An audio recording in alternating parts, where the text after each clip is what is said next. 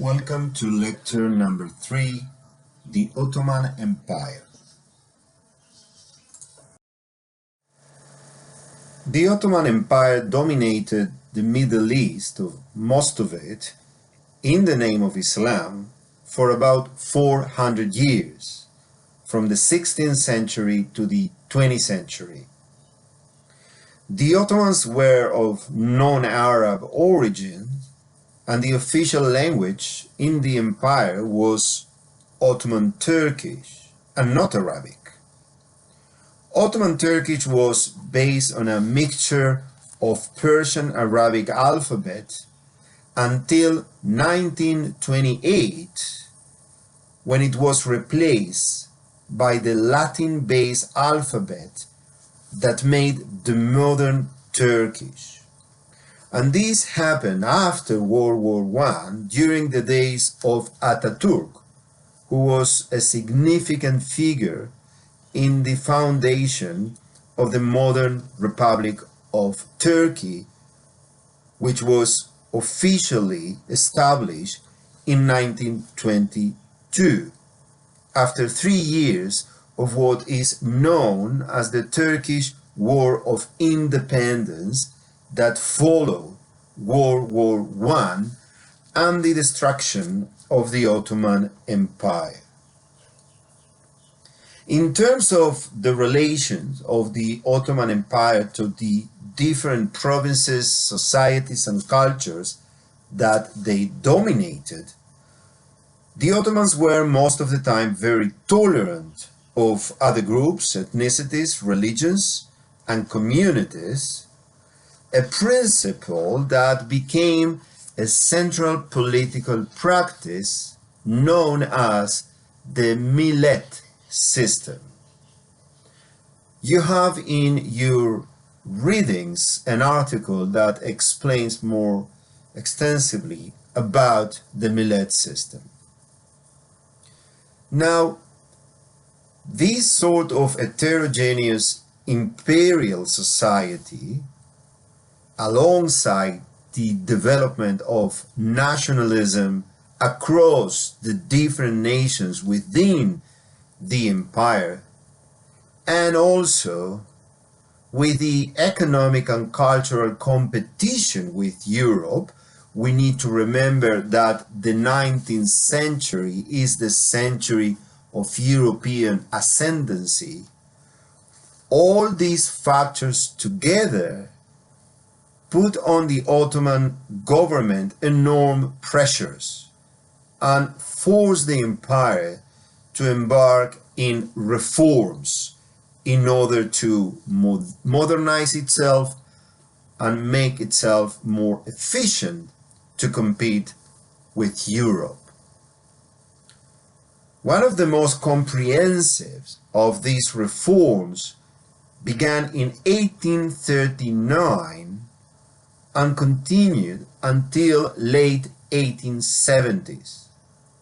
This reform is known as the Tanzimat, which in Ottoman Turkish literally means reorganization. The Tanzimat were a series of extensive reforms that sought to modernize the administration of the empire, the political apparatus, and also the army. In addition, the Ottomans had to cope with territorial disintegration due to a number of nations that were gradually coming out of the empire, either because of nationalistic movements that succeed to gain independence, or because they came under other empire domination.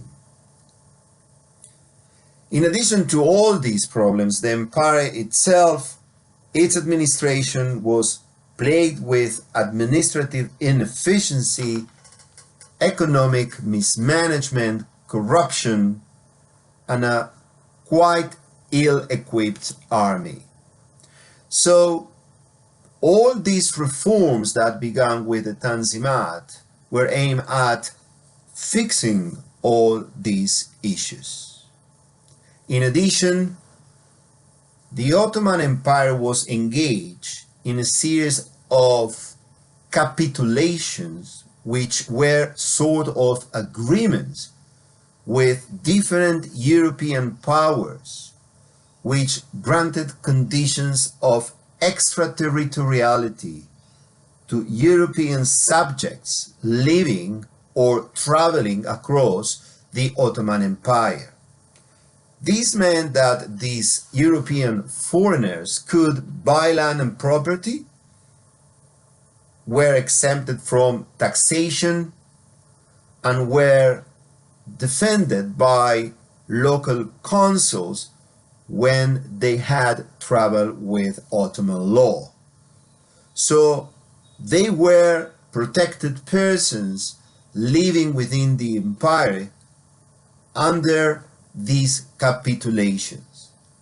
The idea of the capitulation was that in principle they were aimed at encouraging trade with Europe, but in fact what happened is that they opened avenues into the Middle East to European investment, but also to European cultural penetration through their consulates, missions, schools, and hospitals that different European powers established within the Ottoman Empire.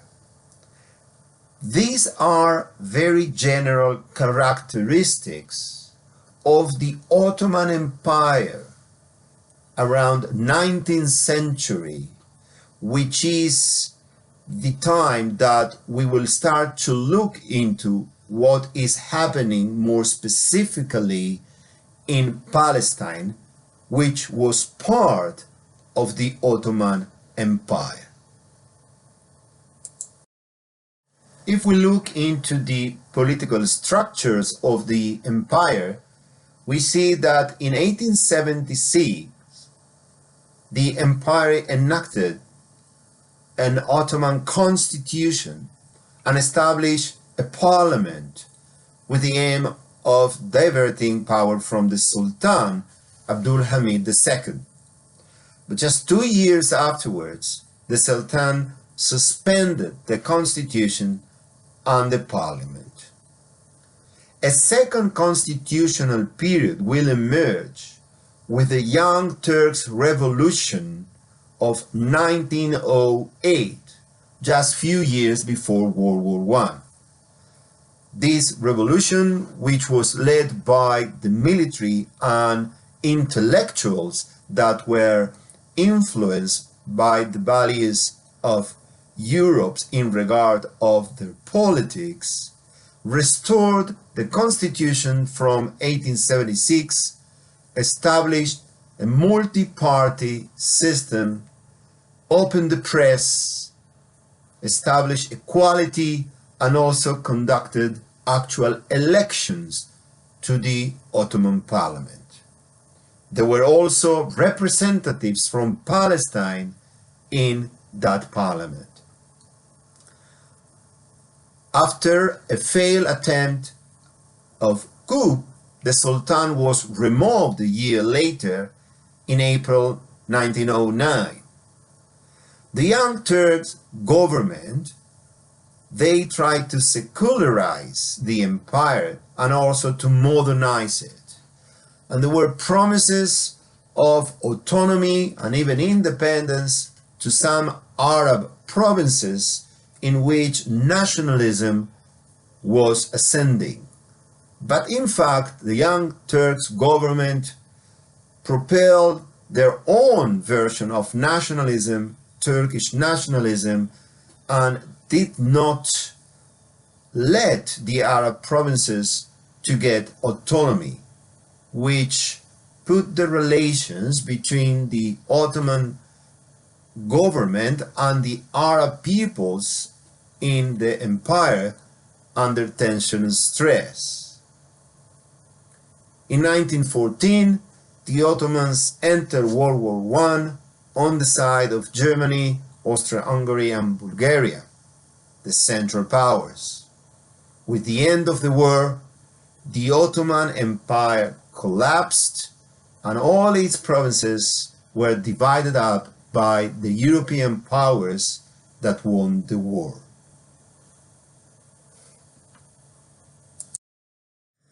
This map shows the territories that were under the Ottoman Empire dominion at its highest point. So as you can see, large part of Eastern Europe, modern Turkey, the whole area of Palestine, Syria, Jordan, Iraq, Egypt, the Hejaz in Saudi Arabia, and even Northern Africa, all these territories were under the Ottoman Empire. But from 16th century onwards, gradually they will start to lose some of their territories. Here you can see the territories that remain under the Ottoman Empire just close to the opening of World War I at the beginning of the 20th century.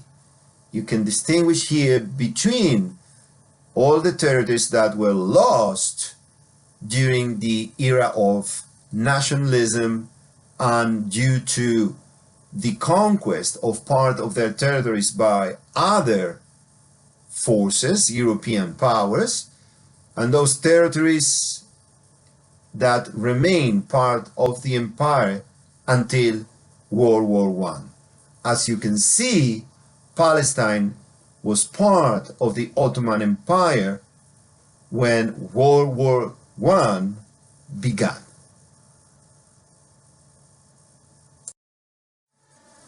You are looking at the Ottoman railway network in the Mashriq, in the Levant area, and also its connections to parts of Eastern Europe. All these territories still by early 20th century were part of the Ottoman Empire, at least most of these territories. At the beginning of the 20th century, this railway network connected the Middle East and the peoples from it to an extent that is unthinkable today. Traveling from Beirut in Lebanon or Damascus in Syria to Jerusalem in Palestine was a common thing, as you would be traveling within the boundaries not only of the same political regime, the Ottoman Empire, but also in terms of the languages spoken by the people. It is important to note also that commerce was common as well across the cities in this area. All this traveling around, as you probably know, does not exist today, and many parts of this railway network were destroyed. By mid-19th century, Palestine was inhabited by approximately 500,000 people. Most of them were living in rural areas and were peasants, or felahin in Arabic, mostly living on the hills and less on the valleys and the plains. The urban population of Palestine lived mainly along cities on the coast, Acre, Haifa, Jaffa, and Gaza, from north to south, and also in Jerusalem, Hebron, and Nablus. Please try to identify these cities on the map. Almost all of the Palestinian population back then were Arabic speakers and also Muslims. 60,000 of them were Christian and only 20,000 Jews, most of them Oriental Jews, mainly Sephardim, but also Maghrebim and Mizrahim. Please refer to the last lecture where we explain about these categorizations. And they were all Ottoman subjects, apart from few thousand Ashkenazi religious Orthodox Jews who kept their European citizenships. The religious Orthodox Jews were living in Palestine to fulfill their religious practices and to live and die in what was considered by them the sacred land of Israel. All of the Jews living in Palestine back then were living mostly in the four holy cities, that is Jerusalem, Hebron, Safed, and Tiberias. These numbers comprise the residents of Palestine.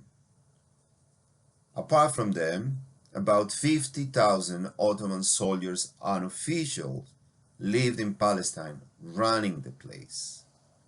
And in addition, about 10,000 Europeans working in missions, education, as businessmen, and also as diplomats. The region was officially named Palestina under the Romans in antiquity, and much later, after the Arab conquest in the 7th century, it was called Jun Philistin and was part of the province of Syria or Bilad al-Sham. During the Ottoman domination, officially the region was not called Palestine, and after the defeat of the Ottomans in World War I, when the British took over, they reused the name under the form of the British Mandate for Palestine. From the viewpoint of the Hebrew or the Jewish people, the region was and is called the Land of Israel, or in Hebrew, Eretz Israel.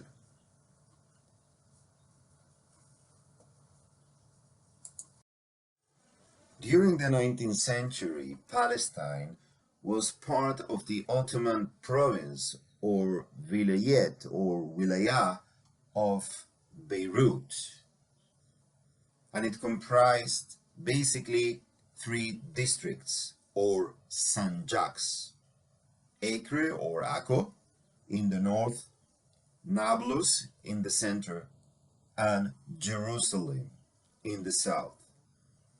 At some point, Jerusalem became a mutasarriflik, which meant that it was a sort of more autonomous sanjak, but also put under the direct authority of the Sultan, of the government of the Ottoman Empire.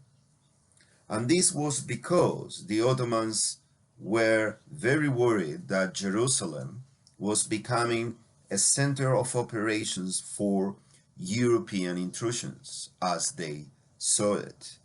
This means more Europeans trying to do business, more missions, more schools from European origin, and all these cultural and commercial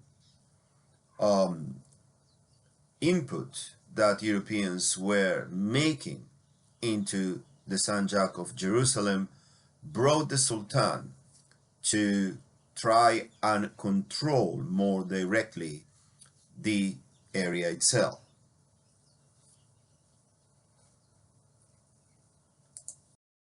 Since the story we are going to tell about Palestine, it's a colonial story, we need to talk about land.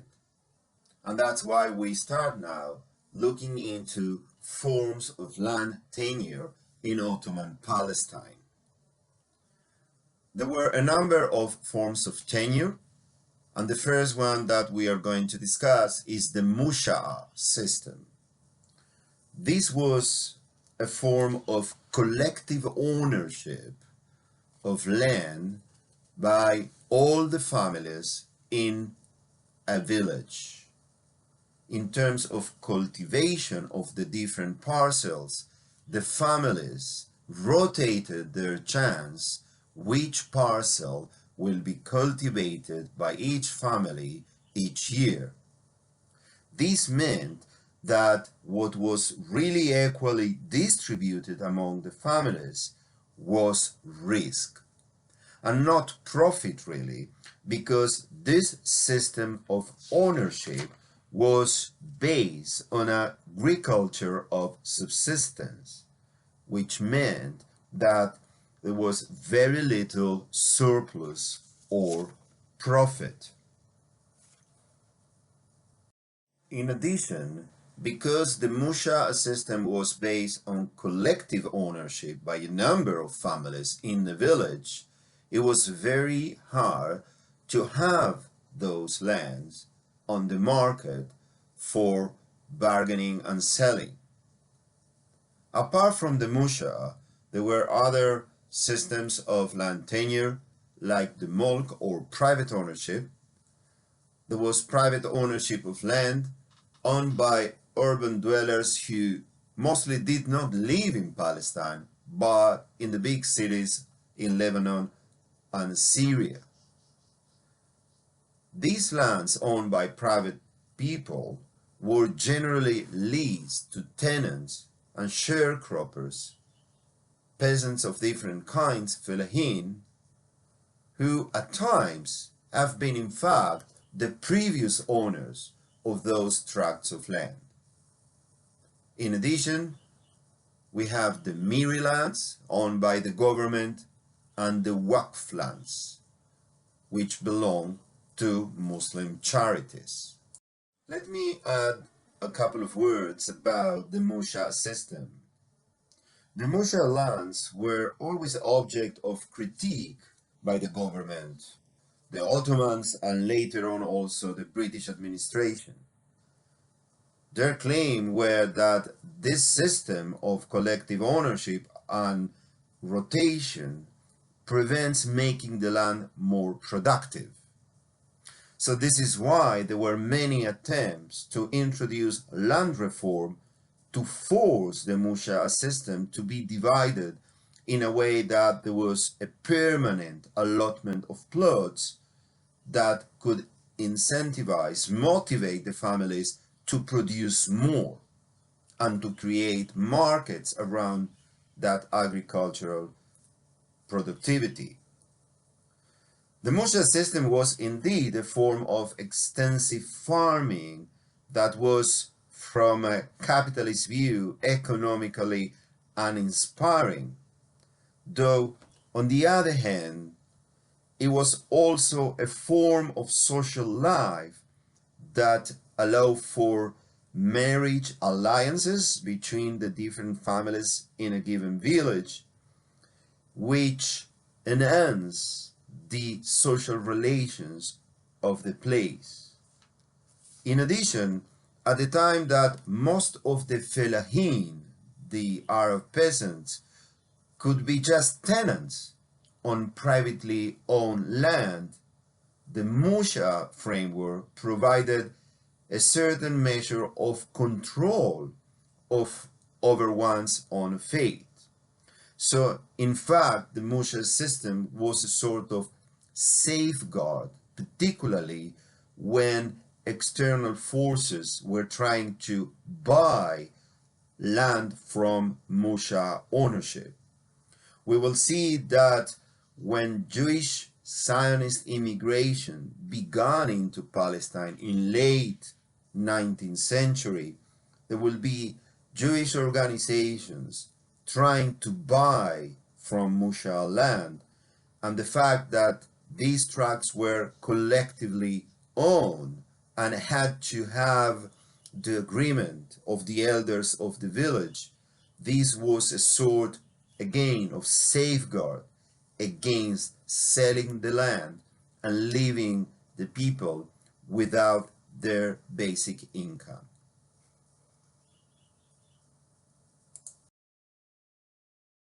As part of the Tanzimat reforms by the Ottoman government, they introduced in 1858 the Ottoman Land Code, which required landowners to register their ownership.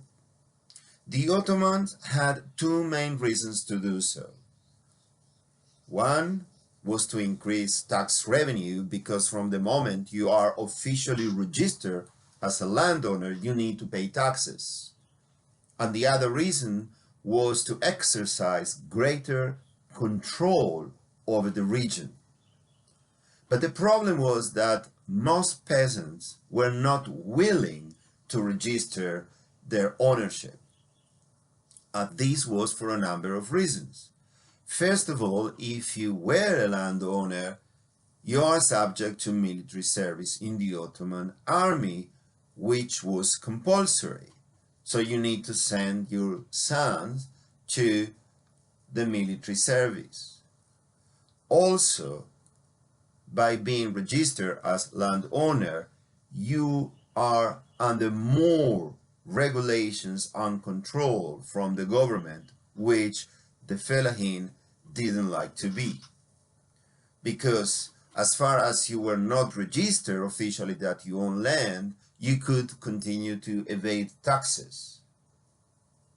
So, since the peasants did not want to have their name as owners of the land, and in many cases they own debt monies to different rich and landowner people from the cities, it happened that many times peasants sold their land or gave their land as a form of payment for their debt to these people who already own land or were successful merchants or moneylenders, and they became the official owners of the land.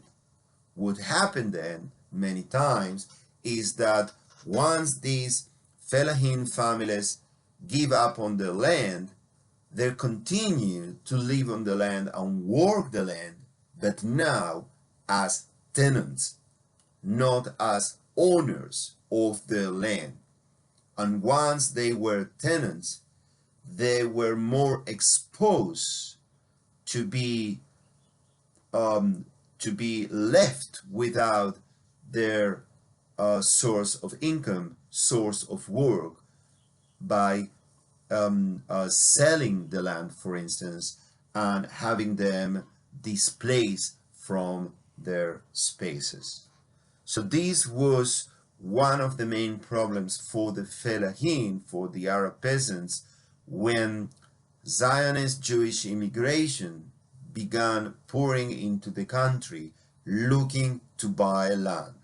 Because as we will see next week, once these Zionist organizations were buying land to settle Jewish immigrants, they displaced these Arab tenants from the land that was functioning not just as the place where they live, but also as the main source of maintenance.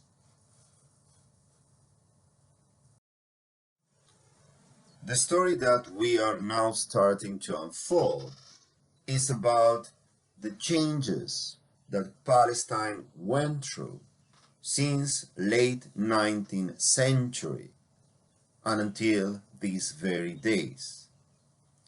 Let us first look at the different forms of political rule on Palestine during this period of time.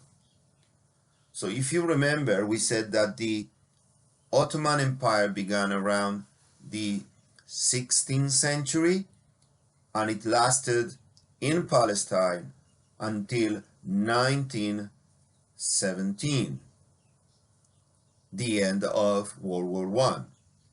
The British took over Palestine and they were given by the League of Nations a mandate over Palestine that began in 1917, officially though in 1922, and it lasted until 1948, when the State of Israel declared its independence.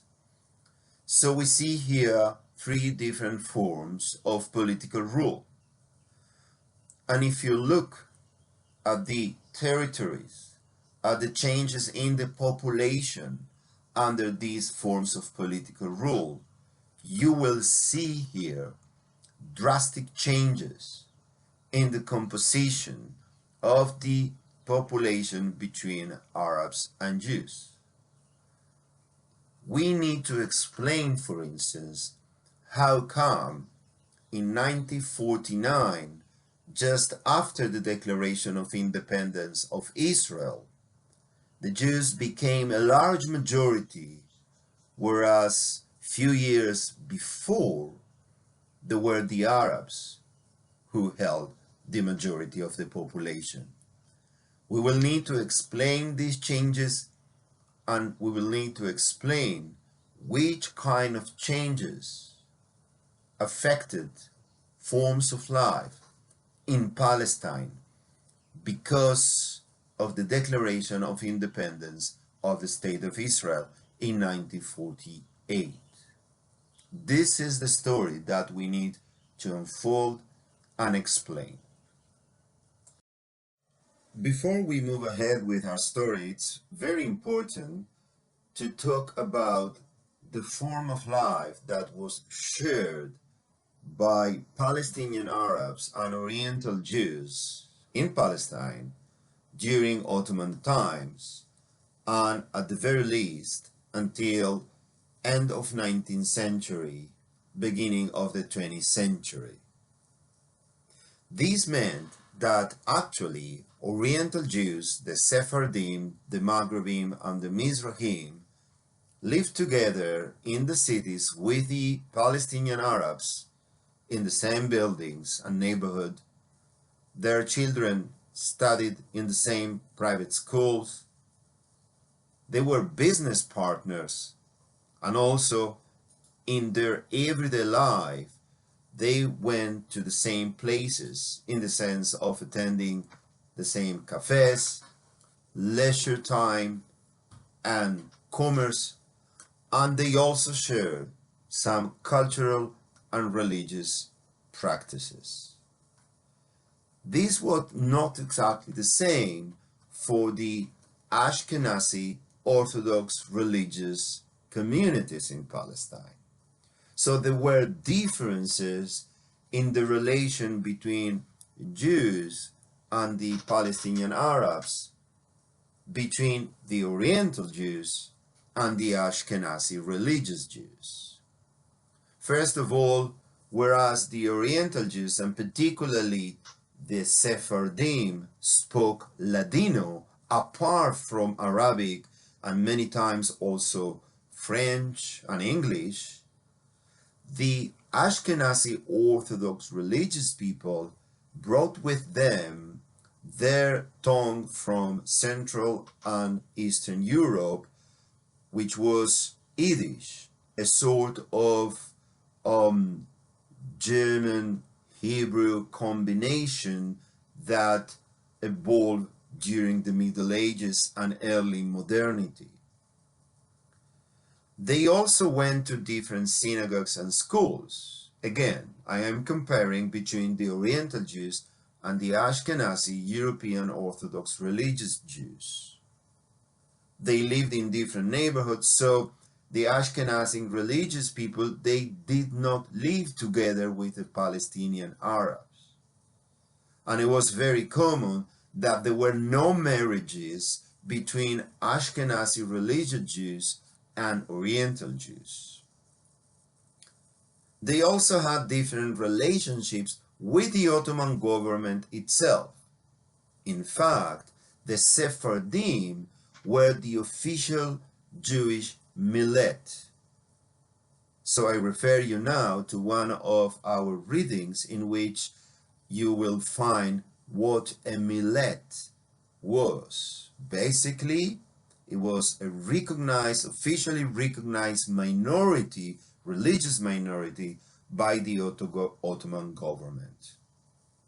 And as we said again, the Oriental Jews and the Ashkenazi Orthodox Jews had different relationships with the Palestinian Arabs. We can certainly say that whereas the Oriental Jews were part and parcel of the Arab culture, they spoke fluent Arabic and they had many Arab social traditions as part of their own life. The Ashkenazi religious Jews maintained their European habits and languages. So as you see, and we are just talking about approximately 20,000 Jews in Palestine by the end of the 19th century. Of those 20,000 Jews, we said the majority were Oriental Jews, led by the Sephardic community, and a small minority of few thousand Ashkenazi Orthodox Jews. And these two groups, what we call the Oriental or the Arab Jews on the one hand, and the Ashkenazi religious Orthodox Jews on the other hand, lived different lifestyles in Palestine. Again, in relation to their traditions, to their everyday life, in relation to the Ottoman government, and very importantly, in relation to the Palestinian Arabs. As a matter of fact, the Oriental Jews of Palestine were seen, perceived by the Palestinian Arabs as natives. Let's have a look at a couple of quotes from Salim Tamari's work, a Palestinian scholar.